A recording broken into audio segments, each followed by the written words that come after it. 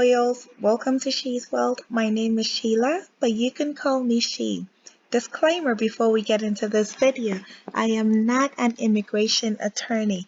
Every information I provide here is based on my own experience going through this process up until becoming an American citizen. Awesome. With that being said, let us get into the video. Today I am going to show you how to complete Form I-130A.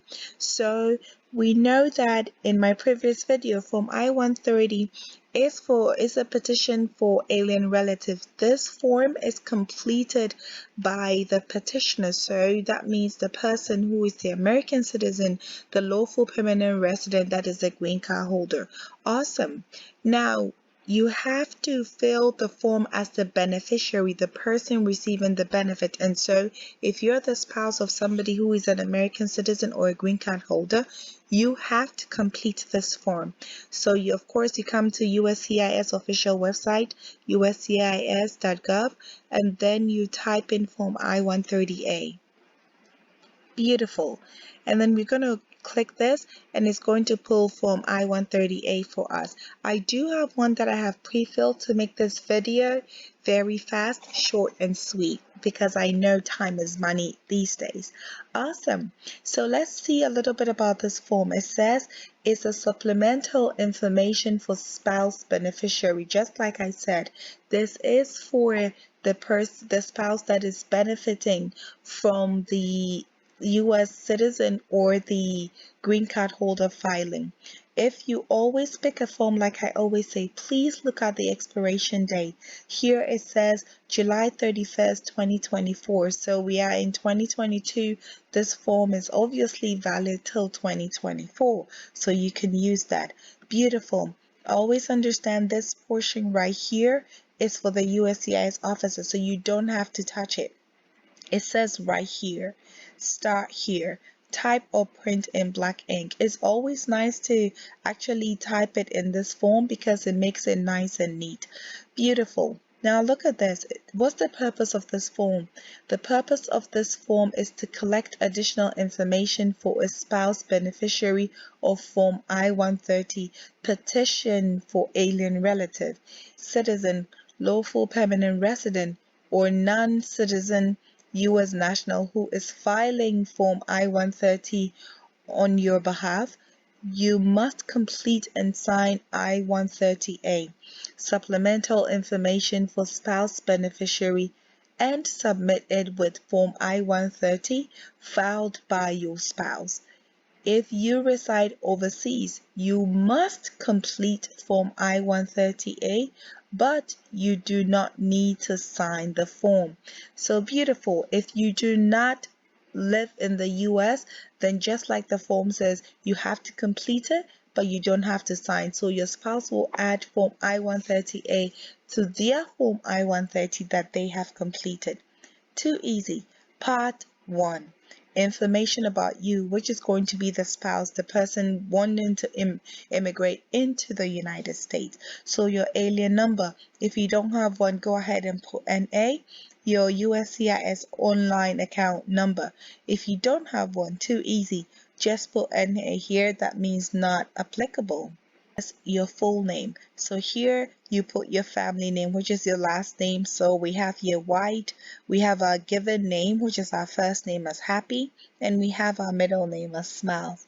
Everybody needs a smile someday, I tell you that for sure. Address history.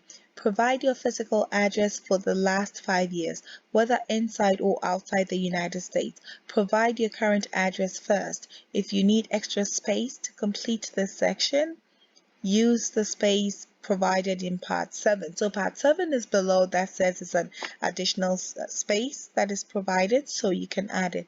For the purpose of this video, let me just go down here and show you. This is part 7.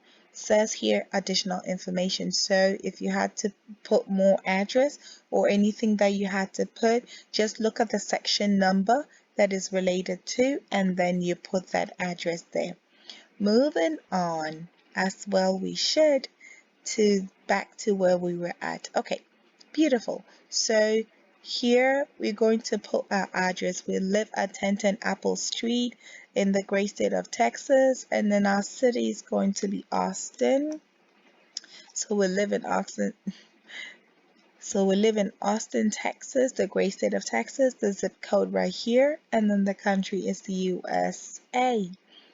And then we come here, and then the date we started living at this address at 10/10/2018. Remember, this form is asking you for 5 years where you have lived. So in your country where you were living before moving to the United States, if you've not been here for more than 5 years, then you have to stay there. So we are saying that we lived at 2020 Cider Road in Accra, Ghana, and then we put here the province as Accra, and then we put here the box, the PO box number. If you want, you can still leave this portion blank if you don't have a postcode. And then we have here Ghana. And then from which dates did we live there? We are trying to make sure, or you have to make sure you're covering at least the last 5 years, because that is what USCIS is asking you for. Beautiful. So we have here that we lived here 2018 before we moved to America. So we lived here at 2020 Cider Road, Accra, Ghana. And then we have the province as Accra, and then the postal code is box 11240. Again, if you don't have a province or a postal code number, you're perfectly fine. And then we stated here that the country is Ghana. Awesome. And then here we said we lived here from 10/10/2001 to 10/10/2018 when we moved to America. So we have that here. And then it says your last physical address outside the United States. Provide your last physical address outside the United States of more than 1 year, even if it's listed above. So basically, this portion is just asking you to relist this address back here again. So it's too easy. Just go ahead and relist your Cider Road address here, and then we said the city is Accra, and then we still put the province as Accra. Some places use province. If you don't have it, like I said, just leave it. It's perfectly fine. Okay, and then we are going to say here that our country is Ghana. On to the next. Okay, beautiful. And then it says that information about you and your spouse, which is still the part one, continued from which date. So we are going to put, we have already mentioned that we lived here 10/10/2001, and then we lived till 10/10/2018. Awesome. Too easy. Too easy. Okay, so information about parents. So here is asking you about your parents' name. So here is asking for your family or the maiden name. So your mother would have had a maiden name prior to marriage. So we are saying that our mother's name is Ansa, Joy, and then of course is Amma.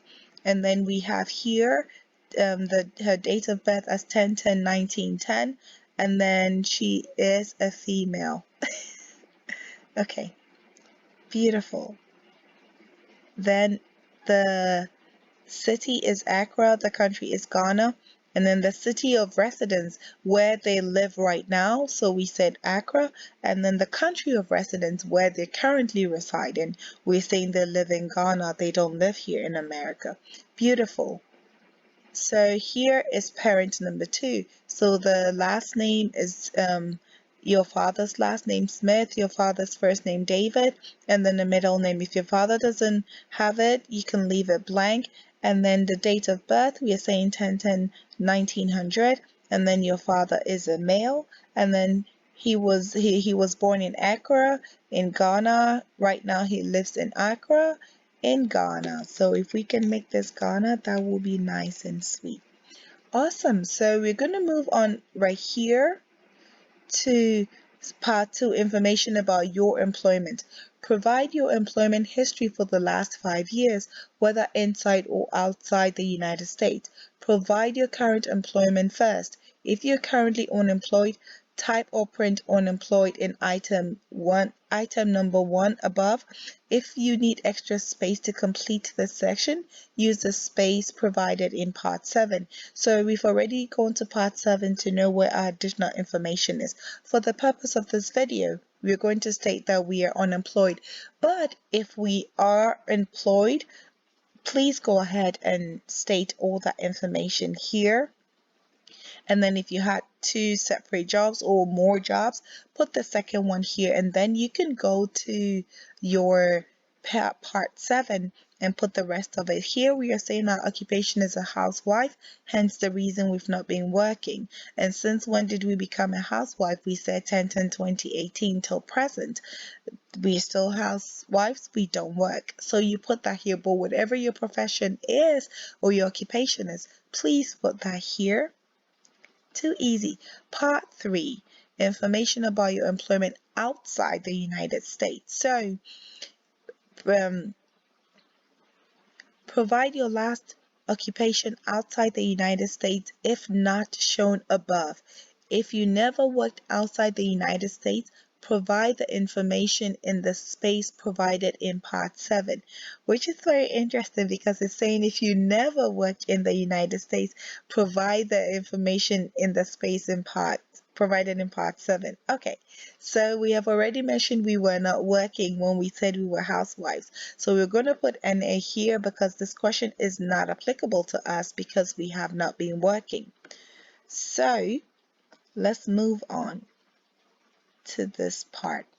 Part 4, spouse beneficiary statement, contact information, certification, and signature. So here, note, read the penalty section of the Form I-130 and Form I-130A instructions before completing this. So you want to make sure you are reading it to understand what you're signing your life away for. It is so important that you do that.